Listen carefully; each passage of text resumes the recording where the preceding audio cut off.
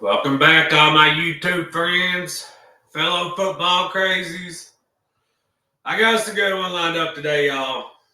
One thing, college basketball is officially back tonight, too, y'all. So let's clap it up for that.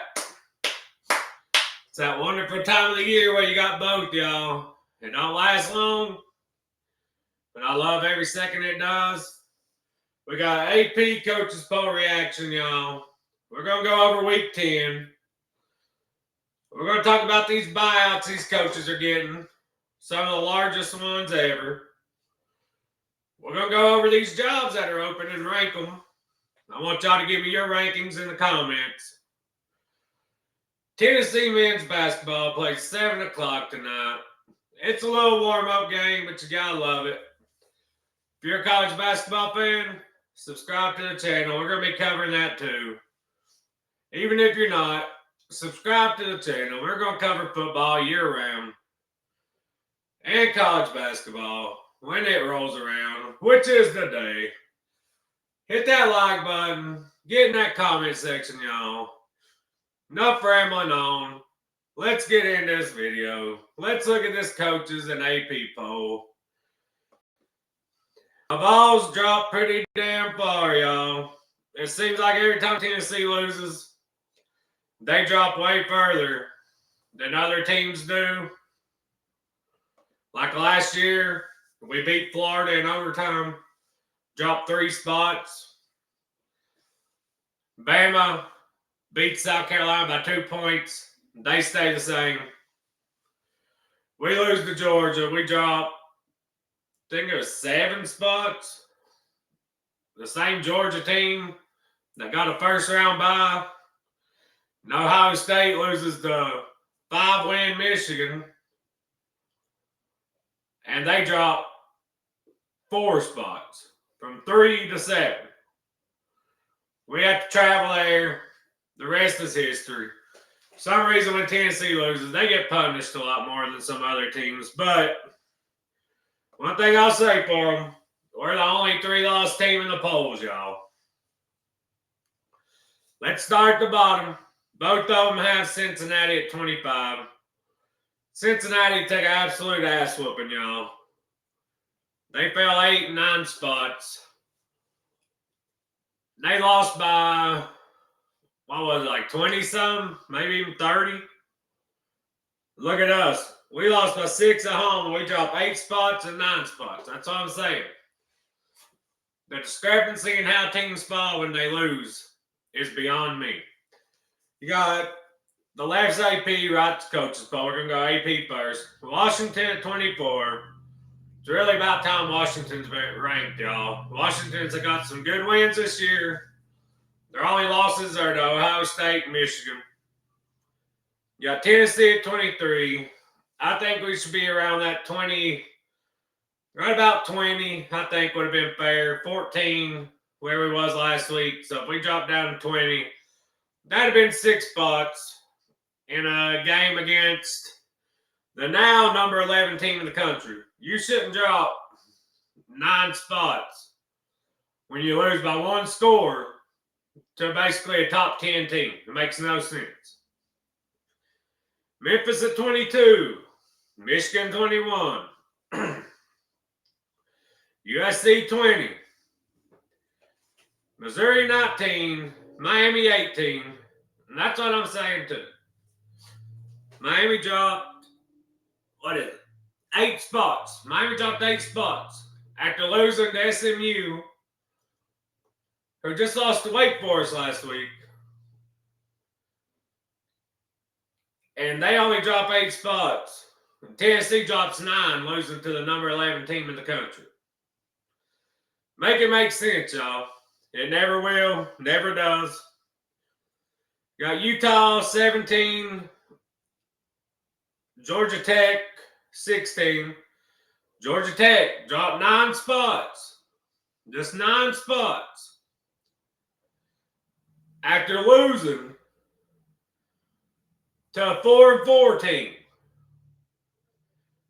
Tennessee drops 9 spots after losing to the number 11 team in the country. They was ranked 18th when we lost to them. So the furthest we should have dropped should have been 18 or 19. We lost by 6 points. Georgia Tech lost by 12. Vandy at 15. I think Vandy fell 6 spots. Yeah, they cut it down to 3 points, but they took an ass whooping. Texas let their foot off the gas a little too early. It looked like a closer game than it was. They're down by 24 points with like 8 or 9 minutes left. And they only fall 6 spots. Louisville 14. Texas 13. Texas jumped 7 spots. Virginia jumped 3 spots to 12. Oklahoma jumped 7 spots to 11. Notre Dame sitting at 10. Got their 2 hard games. They lost.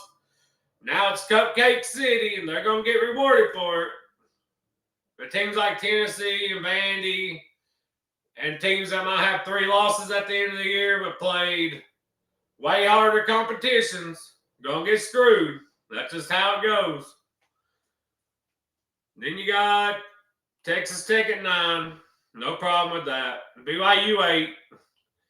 Them 2 play this week, y'all. That's a big matchup in the Big 12. Ole Miss 7. The top 7 stayed the same, y'all. On the coaches poll, top 7 basically the same, besides Ole Miss went from 8 to 7 to replace Georgia Tech. In the coaches poll, Tennessee's 22, Memphis 23. So we're just flip-flop there. Iowa's in the coaches poll. Iowa should be in the coaches poll. Iowa only lost to Indiana by 5 points, y'all. 15 to 10. You see what Indiana's doing to everybody else? Beating them by 50. USC 21. Michigan 20. So that's pretty close there.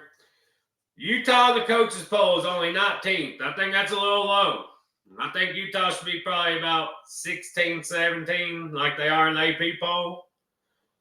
Miami 18. They fell 9 spots in the coaches poll. Missouri 17. Coaches kept them a little higher. Vanderbilt 16. Louisville 15. Georgia Tech 14. Georgia Tech only dropped 7 spots. Texas 13. Oklahoma 12. Virginia 11. Virginia ahead of Oklahoma's crazy. Notre Dame 10. Texas Tech. BYU. Top 7 is the same. My biggest problem I see in this is really Georgia Tech should have fell further. Their schedule is absolutely horrendous. They have yet to play a ranked team. And then they get basically blown out by a 4-4 North Carolina State team. And they're still a top 15 team. But you got teams like Tennessee, Vandy, Missouri. All their losses are the top 15, 20 teams. But they get punished for losing to good teams. And teams like Notre Dame and Georgia Tech get rewarded for playing shitty competition. I cannot stand that. How do y'all feel about that? Because I guarantee you, a 6-3 Tennessee, 7-2 Vandy, 6-2 Missouri would curb stomp Georgia Tech more than likely. Probably beat Louisville. Beat Virginia. Probably beat BYU and Texas Tech. How do y'all feel about it? It shouldn't be just wins and losses on how you're ranked. Tennessee has a 3-point overtime loss to Georgia, who's ranked 5th in the country. Loss on the road at Alabama. Pick 6, completely turned that game. Then a loss at home to number 11 Oklahoma. Georgia Tech, the best team Georgia Tech's played all year is Clemson, who's 3-5. Then they just go get beat at North Carolina State, and they're still a top 15 team because they haven't played nobody. The strength of schedule needs to matter more. I'm anxious to see what the College Football Playoff Committee puts out tonight or tomorrow night. I'm anxious to see how that goes, y'all. I really am. Because they said they was going to start rewarding strength of schedule. Well, now's your chance to do it.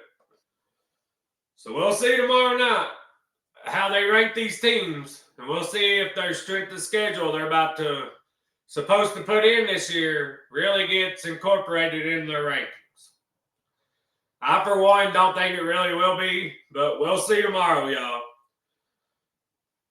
Let's get into these coach buyouts before we get into week 10, y'all. We got, oh yeah, this right here. I mean, SMU is hilarious for this. Look at the question. What is the name of SMU's football stadium?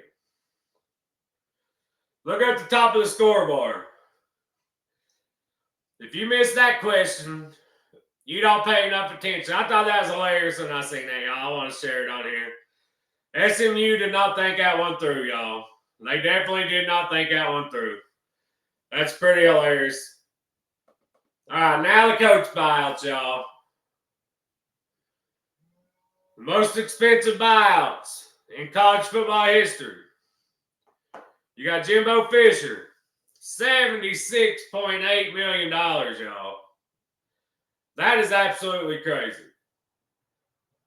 But Texas A&M signed it. Then you got Brian Kelly at $53.8.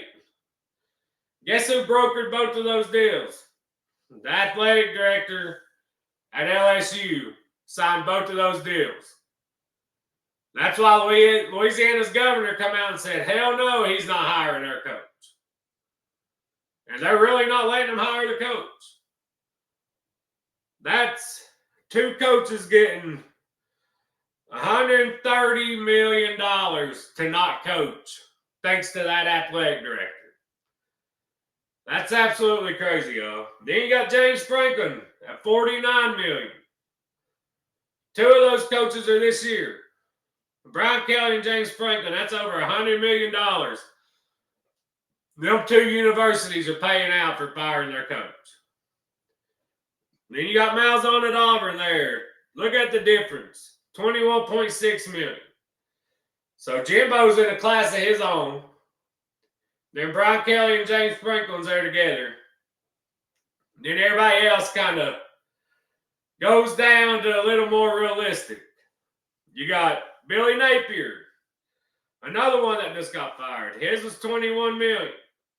Charlie Weiss, Notre Dame. Lord, that was 20 years ago. His buyout back then was way high. That was when the buyouts really started going up. Willie Taggart, FSU. Could Florida State have another coach on this list? It's very possible. Ed Orgeron, LSU. So LSU has two on this list. Tom Allen, Indiana. Now, is he Clemson's defensive coordinator? I think so. Then Tom Herman, Texas. And Hugh Freeze is right in that range too. His was $15 million. That is crazy, y'all. We should have kind of tried to become football coaches, guys. Becoming a football coach and failing is a hell of a job, y'all. Could you imagine getting paid that kind of money to lose your job? I don't know. I'd even try. I think I'd probably go to work and just dick off the whole time. Honestly. We got the list of coaching jobs that's open, y'all. This one does not have Auburn on it. But we're going to include them in it. You got LSU, Florida, Penn State, UCLA, Arkansas, Virginia Tech, Oklahoma State, Stanford, Auburn. Where would y'all rank? What would y'all rank these in? What order? From worst to best. I want y'all to give me yours in the comments. I'm going to give you mine now. I'd go Stanford as the worst. Just because they have such high academic standards, and I don't think they're really invested in football. Then I'd go Oklahoma State. UCLA, same reason. UCLA's athletic department's a mess. Chip Kelly left there to go be Ohio State's offensive coordinator because they wasn't invested in football. He was trying to raise money, couldn't really get it for recruits, so he said, screw this, I'm out. So you got Stanford, Oklahoma State, UCLA, then I'm going to go Virginia Tech. Virginia Tech can be a good job if they decide to invest. Whether or not they will, I don't know. They said they're going to. We'll see. Then I'm going to go Arkansas. Arkansas can be a really good job too. If Jerry Jones decides he wants to throw some money or somebody else, Arkansas has potential. It's a middle of the road job. In all this list, it's right in the middle. Then, Penn State. Penn State's a good job. I don't think it's a great job. I do think you can win at Penn State. But I think Auburn is a little better of a job than Penn State is. Just off their investment towards football. But Auburn's athletic department's got to get lined up too. They're close to what Tennessee was before, not anymore. When we was going through all them coaches, it was a shit show behind the scenes and nobody knew it. Besides the insiders. And then we finally fixed it. We're at where we are now. But I do think Auburn is a little above the LSU job. Not the LSU. Auburn's a little above the Penn State job. Then, of course, you got Florida. Then LSU. LSU is going to be, unless Georgia or Texas or somebody comes open, LSU is going to be the top job of the offseason. Y'all, I cannot wait for this offseason. I hope Tennessee finishes out 9-3. This offseason is going to be crazy, y'all. We got all these jobs open. And we're going to have the wildest damn transfer portal you've ever seen in your life. All these teams have fired their coaches. You think all them players are sticking around? Hell no. You know how talented Florida's roster is. Auburn's roster. LSU's roster. Penn State. Even UCLA, Oklahoma State, Virginia Tech. Those teams have some players on those teams that can start at top teams. So this offseason is going to be crazy, y'all. There's going to be some teams that were not contenders this year that can get enough talent that they'll be a contender next year. And that's how wild this transfer portal is going to be, y'all. I really think it's going to be the craziest thing we've seen in college football history. That's just my opinion. Take it with a grain of salt. And I've heard that quite a bit. So be on the lookout for that, y'all. It's going to be a wild one. Let's get into the Week 11 preview, y'all. Did I put 11? Yeah. Week 11, y'all. It's got some good matchups. Some might say it ain't got the marquee matchups, but you know what that means. Probably be a chaotic week. We got two Friday nighters we're going to start with. We got Northwestern traveling to USC. I don't think Northwestern has a chance in this game, y'all. But it's Friday night game. Wild shit keeps happening on the Friday night games. You had Miami lose on Friday night. You had Nebraska lose Minnesota on Friday night. I'm pretty sure there was some other one. But you get the point. Friday nights have been wild, y'all. So be on the lookout for this game. USC's favored by 14.5. FPI loves them. 91-9, basically. Them Friday night games, y'all, I'm telling you. Now, Friday night games have been wild this year. So stay on the lookout for that game. If you ain't got nothing going on Friday night, that'd be a good one to tune into. One of the Friday night games that has some playoff implications, y'all. Tulane travels to Memphis. Right now, Tulane, Memphis, South Florida, even Navy are all battling for that one group of 5 spot. Tulane just got beat by UTSA. Can they travel up to Memphis and compete? Y'all heard FedEx gave Memphis $20 million spent on their roster. That's crazy for a group of 5 team. Memphis is favored by 5.5, y'all. The FPI likes Memphis about 72-28. I think that's going to be a really good game. Once again, another Friday night one. Can we have an upset on this Friday night? I think it's very possible. Tulane just come off an ass whooping. Their coach is getting talked about for the LSU job, Florida job, all these jobs. That's kind of a distraction. If you notice, a lot of these coaches that were getting talked about for these jobs, their teams struggled after their names started popping up. That's why a lot of them are already signing contract extensions. Matt Rule signed one. SMU's coach, Rhett Lashley, he signed one. Indiana, he signed one. They're locking. Usually those things don't get done until after the season, y'all. But they're starting to do it now because people are calling their coach. Because we've never seen this many coaches fired this early in the season, y'all. Can Penn State put up any kind of fight against Indiana at home this week? Penn State's at home. Is the crowd going to come out, be wild, be rowdy, cheer on their team? Or are they already threw it in, waiting on next season, waiting to see who their coach is? Has their team thrown it in? It looked like they fought pretty hard the first half against Ohio State. Second half, they got their ass whooped. They are 3-5. The spread in this game is 16.5, y'all. I would say that's a lot of points, but the way Indiana's been beating the hell out of everybody, is it though? Does Penn State have one last-ditch effort to beat somebody worth a damn on their schedule this year? I don't know. It's hard for me to see it, but you never know, y'all. That's why they play the games on Saturday. You got Georgia traveling down to Cowbell City. They're favored by 7.5, y'all.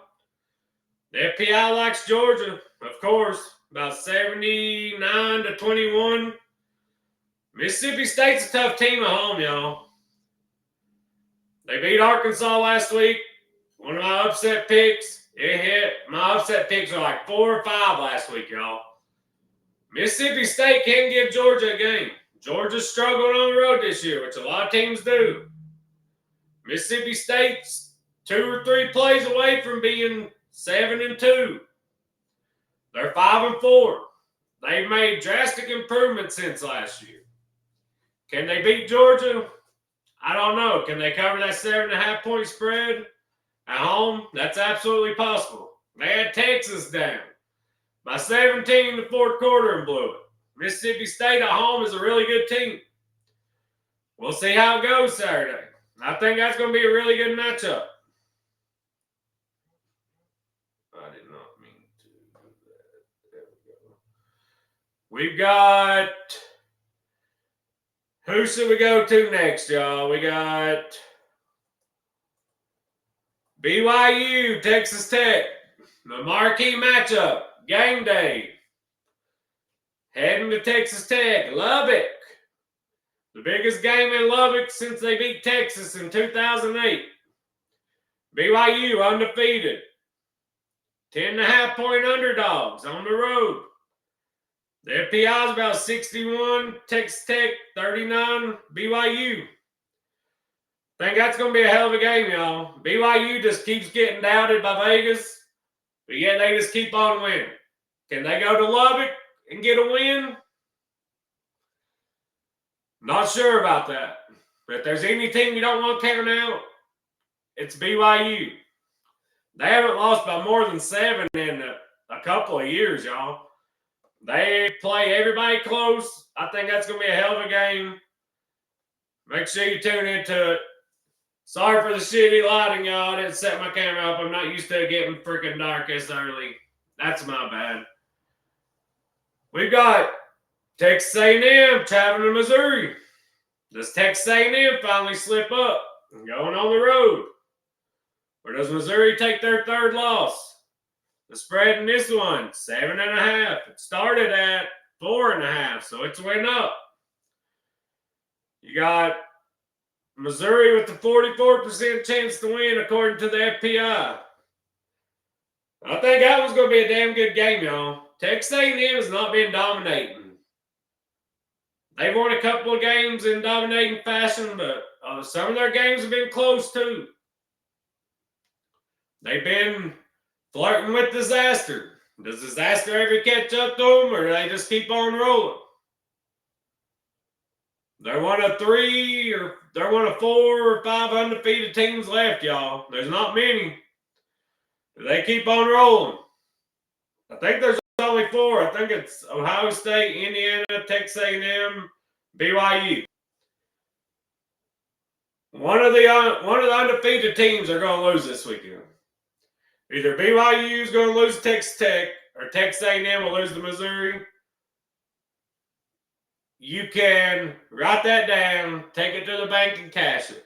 One of those upsets will happen this week. There will be only 2 or 3 undefeated teams left after this Saturday. I can feel it in my bones, y'all. This game is an underrated game, y'all. Not a lot of people's talking about it. Oregon travels to Iowa. Can Iowa score enough points to win this game? I'm not sure. But the way Indiana scores on people, and Iowa holding them to 15, and Indiana needing to score late to beat them, how many points is Oregon going to get? The over-under in this game is 43.5. It looks like it's going to be a low-scoring game. Iowa will probably have to get to at least 20 to win this. If they can hold Oregon to 14-17, Iowa has a chance to win this game. Iowa is just sneakily 6-2, y'all. Iowa can't pass the ball. They ain't been able to pass the ball for 15 years. Can they run the ball good enough and play defense, stay in this game? Spread's 5.5. So Vegas thinks it's going to be close too. Now FPI likes Oregon about 70-30. So if this was at Oregon, it'd probably be more like 80-20. But I think that's going to be a pretty good game. I really do. I think that's one it gets to about the 3rd quarter and you'll start tuning in and say, damn, Iowa's still in that game. Auburn coming off and freshly firing their coach. Going to Nashville to play Vandy and Diego Pavia. Pavia is 2-0 against Auburn. He beat them when he was at New Mexico State. He beat them with Vandy last year. Does Auburn get that little bump all these teams get the week after they fire their coach? A lot of times, the week after they fire their coach, they get one little burst, play better for a week or 2. Does Auburn get that? If they do, is it enough to beat Vandy? Vandy struggled against Texas last week. You could tell Texas athletes kind of surprised Vandy. Vandy didn't have the athletes Texas had. Vandy's favored by 7.5. The FPI loves Vandy. 71-29. I think that game could be a little closer than the experts think. I'm telling you, these teams, it seems like after they fire their coach, the next week they play the best game of their season. If not the next couple weeks, at least the next week. This game before the season started, everybody thought would be 2 teams that was going to be in the playoffs competing for a national title. Now you got 5-3 LSU unranked, coming off firing Brian Kelly. Do they get that spark? Do they go to Tuscaloosa? Play Alabama closer than the experts think? Maybe even pull off the upset? I really think these next 4 weeks, there's a lot of chaos ahead, y'all. My over-under on 3-loss teams getting in the playoffs, I think 2's going to get in. That's how much chaos I think is coming. FPI likes Alabama 81% to 19. That's absolutely insane, y'all. LSU was picked by a lot of people to win the national title this offseason. And now they ain't even got a 20% chance to win on the road at Alabama, y'all. That's crazy. I wouldn't quite count LSU out that far. I think it said there's 12.5-point underdogs. There's still a lot of talent on that team if they decide to step up and play, y'all. Notre Dame's cupcake schedule just keeps on coming, y'all. They got Navy. They're at home. 97% chance to win this game. 25.5-point favorites, y'all. It's absolutely bullshit that Notre Dame gets to do this schedule every year, y'all.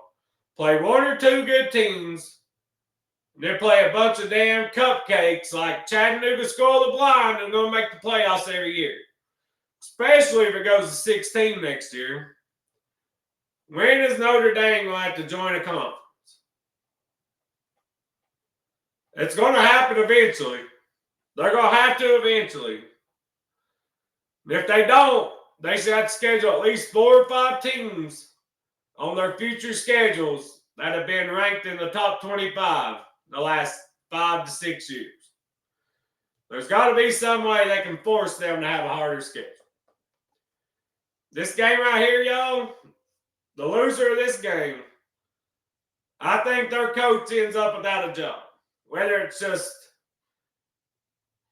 Dabo saying, hey, I want to leave Clemson, go to another place and coach. I know y'all are tired of me, I'm tired of y'all. Or if Clemson wins, Florida State saying, Norvell, you've had 2 winning seasons in 6 years. Hit the road, Jack. That's an intriguing game. I know for a 4-4 team playing a 3-5 team, it's not that intriguing to most people, but I'm very intrigued by it. After week 1, everybody thought this was 2 playoff teams. Clemson off a close loss to LSU at home. FSU beat Bama. Everybody thought this was going to be 2 playoff teams, and now look, 4-4, 3-5.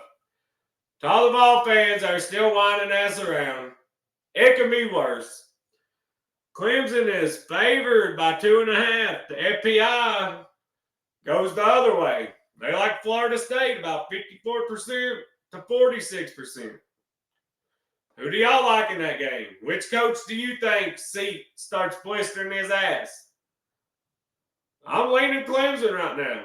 We'll make our picks on Thursday, y'all. Some of these games this week are some sneaky good games just off of what could happen after them. Florida and Kentucky. Florida travels to Kentucky. Kentucky's kind of had Florida's number the last few years. I think Florida got them last year. But before that, Kentucky had won a couple on them.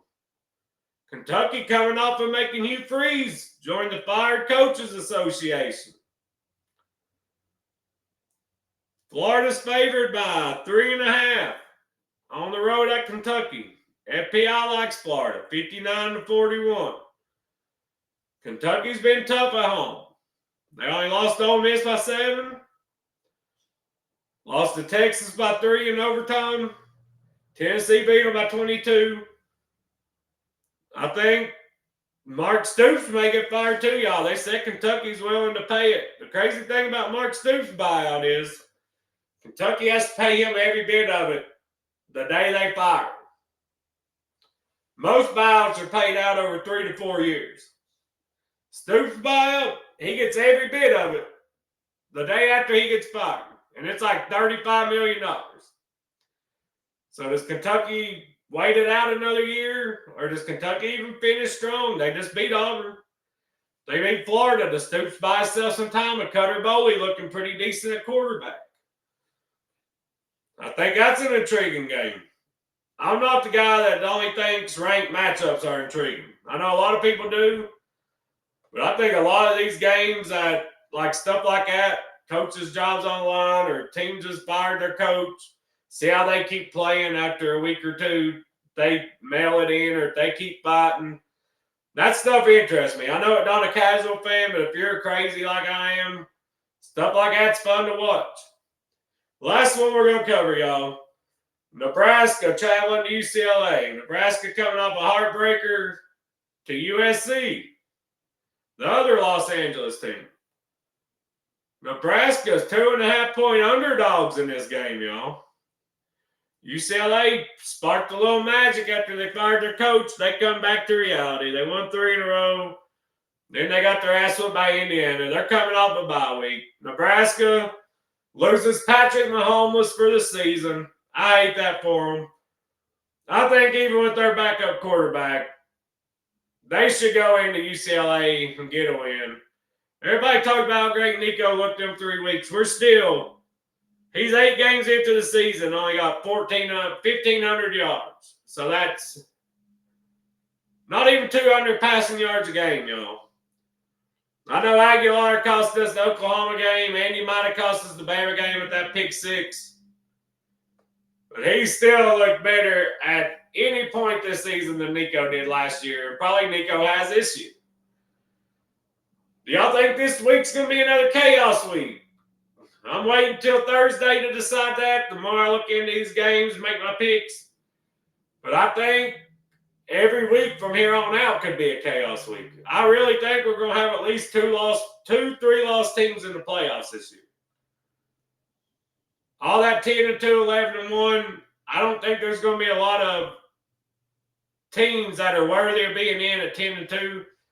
I think 1 or 2 SEC teams get in at 9-3. I think it's that type of year this year. There's still a lot of good ball to be played, y'all. Y'all stay locked in with me. Tennessee plays a 7 tonight. Basketball. Tune in. They play Mercer. Florida plays Arizona. Defending champs. I think that's a top 10 matchup, y'all. If you're into college basketball, tune in. It's a good time of year. We got college basketball, college football, NFL. I don't really watch NBA much anymore. They just lost my interest. But you got NBA, NHL. It's a great time of year, y'all. Y'all locked in. Subscribe to the channel. Get in that comment section. Tell me what you think about the things we went over. Give me your opinion. Share with your buddies. Like the video. God bless y'all. Thank you for tuning in. And go Vols.